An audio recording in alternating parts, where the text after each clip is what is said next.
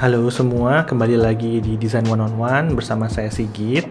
Kali ini kita akan membahas tentang perbedaan role IC, individual contributor, atau dengan juga people management atau people manager ya. Banyak desainer yang bertanya kepada saya apa perbedaan antara keduanya dan juga bagaimana saya memilih karir atau jabatan saya selanjutnya misalnya atau role saya selanjutnya. Tentunya ini tidak mudah untuk dijawab karena banyak faktor yang menentukan dan juga terhitung juga misalnya skala dari perusahaan itu, mature atau enggaknya UX di perusahaan itu, dan juga kesediaan teman-teman sendiri gitu. Dan juga sebenarnya pertanyaan ini lebih kepada sebuah kemewahan ya atau luxury bagi kebanyakan perusahaan karena tidak semua perusahaan itu menawarkan posisi individual contributor yang cukup tinggi, misalnya sampai ke principal atau sampai ke lead atau staff designer gitu misalnya. Kebanyakan perusahaan itu mentok di senior designer atau lead designer, kemudian progresnya adalah dia menjadi manager atau bahkan menjadi product manager, dan tidak ada level di mana mereka bisa berkontribusi sebagai IC gitu.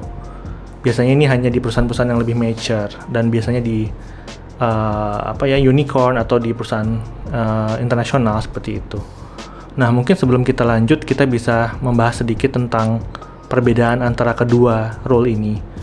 Kalau IC atau individual contributor itu tugasnya seperti kita tahu adalah solving problems dari sisi user, lalu menerjemahkannya kepada solusi desain gitu ya. Bisa juga visual design atau mungkin bisa juga information architecture atau UX atau yang lain-lain. Tetapi emang fokusnya hanya di situ, tidak kemudian fokus untuk memanage orang lain secara individu atau secara manusia gitu ya.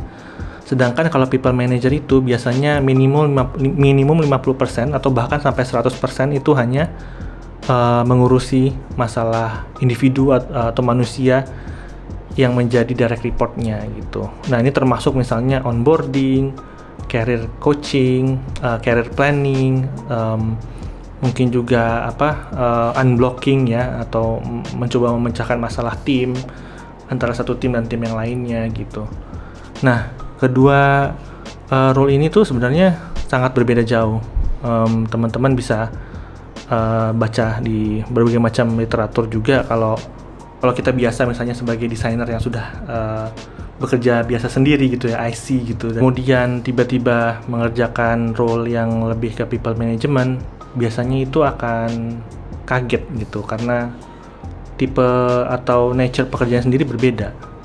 Nah, Julie Zhou sendiri seorang author atau penulis yang juga merupakan ex-VP of Design di Facebook pernah bilang bahwa walaupun desainer itu bagus ketika masa IC-nya, belum tentu dia bisa menjadi people manager yang bagus karena nature kedua pekerjaan ini berbeda dan mereka yang bekerja sebagai people manager itu harus banyak meluangkan waktu untuk misalnya berbicara dengan orang lain atau berbicara dengan tim yang lain, tidak hanya soal project gitu, jadi ada yang mungkin jadi malah burn out seperti itu. Pertanyaan ya, which one is for me gitu.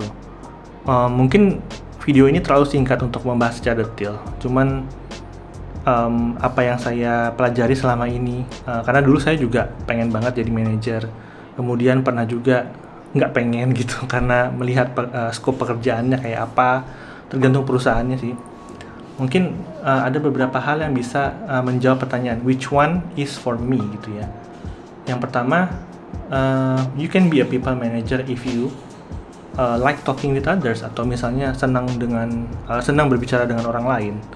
Karena to be honest, sejujurnya kalau udah jadi people manager itu udah hampir nggak mungkin 100% dalam sehari kita itu hanya di depan komputer dan mengerjakan desain di Figma. Bahkan juga mungkin jarang sekali di depan komputer untuk mengerjakan sesuatu secara fokus, kecuali misalnya menulis performance review. Lebih banyak yang ngobrol dengan tim lain, dengan atasan, dengan leads di sekitar kita atau mungkin di bawah kita gitu. Kalau memang nggak suka ngobrol sama orang lain, saran saya mungkin kita harus memupuk kemampuan atau keinginan untuk lebih banyak ngobrol, spending mungkin more than 50% of our time to talk with other people.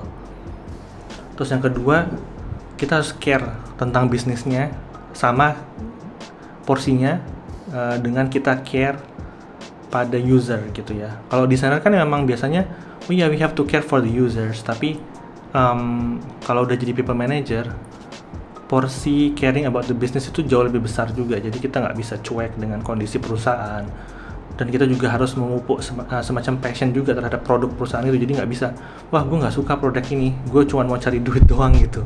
Itu nggak bisa. Jadi kita harus benar-benar build some care for the business gitu ya. Jadi kita bisa lebih nyambung ngomongnya sama dengan tim yang lain, atau mungkin dengan atasan kita, atau mungkin dengan CEO-nya gitu.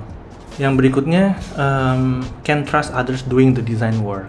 Jadi ini yang paling sulit sebenarnya. Kalau biasanya kita mengerjakan sesuatu secara langsung, ketika kita menjadi people manager itu kita harus mendelegasikan most of the things, paling nggak 50% lah gitu.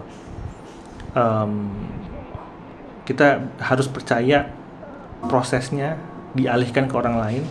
Misalnya kita sangat gatal gitu ya, oh ya ini saya pengen pixel perfect banget di sini, atau misalnya saya pengen prototype-nya bagus, atau toolsnya harus pakai ini.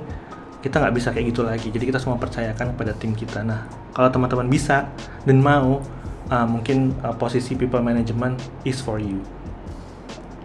Terus yang terakhir, care about people more than projects.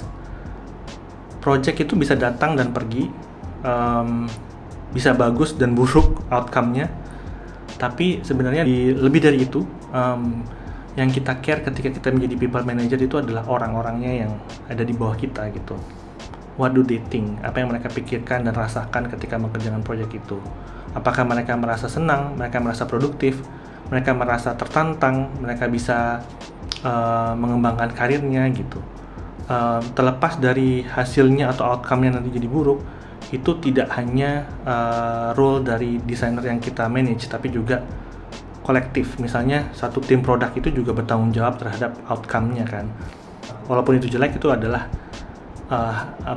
desainer kita berarti jelek gitu, enggak. Jadi kita harus justru melihat secara objektif apa yang desainer kita telah lakukan dan apa kontribusinya terhadap proyek itu. Terus juga mungkin kita harus lebih mengenal secara pribadi desainer-desainer yang kita manage gitu. Ketika kita ngobrol sama mereka, itu nggak cuma soal kerjaan, tapi juga harus sedikit tentang ruang pribadinya gitu. Walaupun ya mungkin ada batasannya, tapi menurut saya penting sekali ya. Misalnya one on one itu nggak melulu soal kerjaan, atau mungkin nggak hanya selalu di kantor, tapi bisa juga misalnya di luar, di cafe atau apa yang lebih santai gitu. Jadi kita bisa mengerti konteks dan situasi kenapa direct report kita itu mungkin bertindak gitu. Kadang itu nggak bisa ditanya secara langsung, tapi harus digali lagi dan takes time gitu. Yaitu poin-poin dari saya soal memilih antara IC dan people manager. Intinya kalau teman-teman memang suka ngobrol dengan orang dan care about people dan business, silakan mencoba people management. Tapi kalau enggak, menurut saya jangan, karena malah akan jadi beban buat teman-teman semua dan akhirnya resign atau perusahaan akan dirugikan. Jadi mendingan tetap menjadi IC atau mencari peluang IC yang level yang lebih tinggi lagi, misalnya dari senior ke lead staff ke principal kalau ada di perusahaan itu, atau pindah ke perusahaan lain gitu ya. Mungkin teman-teman akan lebih bahagia gitu. Oke, semoga sharing singkat saya kali ini bermanfaat. Sampai ketemu di desain one on one berikutnya. Sampai jumpa.